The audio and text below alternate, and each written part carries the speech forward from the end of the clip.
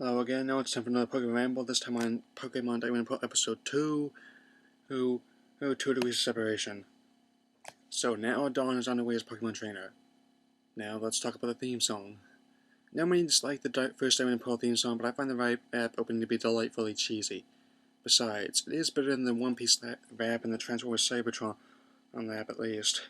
Naturally, the show decides to start using some of the music cues from Kanto. I always like those tunes. Okay.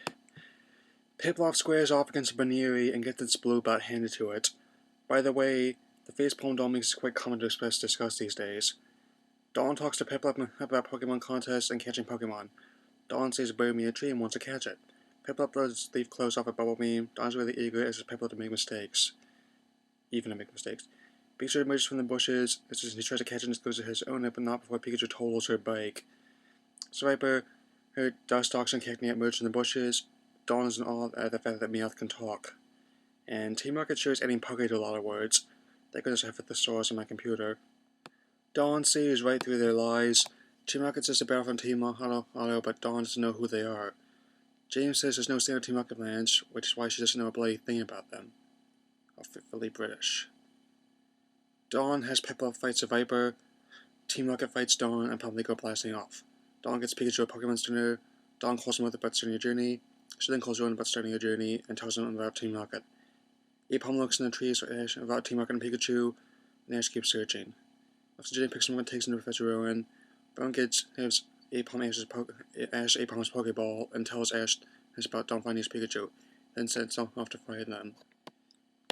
Team Rocket dejectedly wanders through the forest. James finds a summer home and they go in.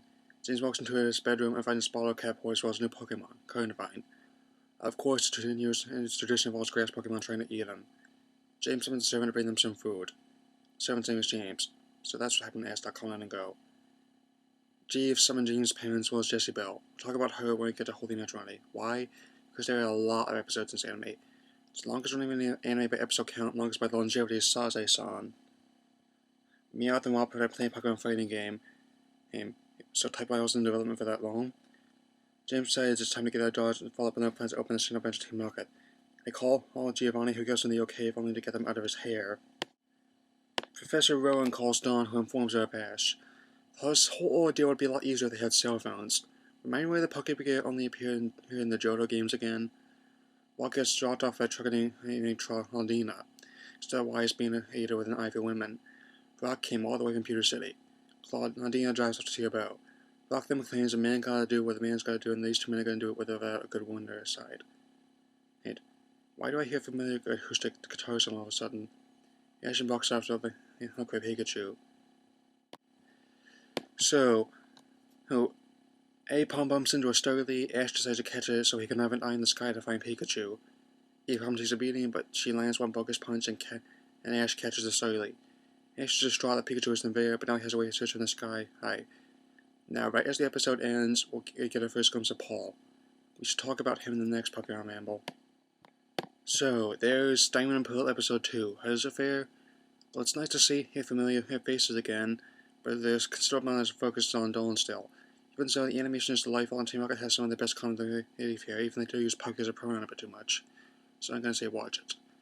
And the 3-episode pilot of Sinnoh concludes with our next Pokemon Ramble. See ya, Space Cowboy.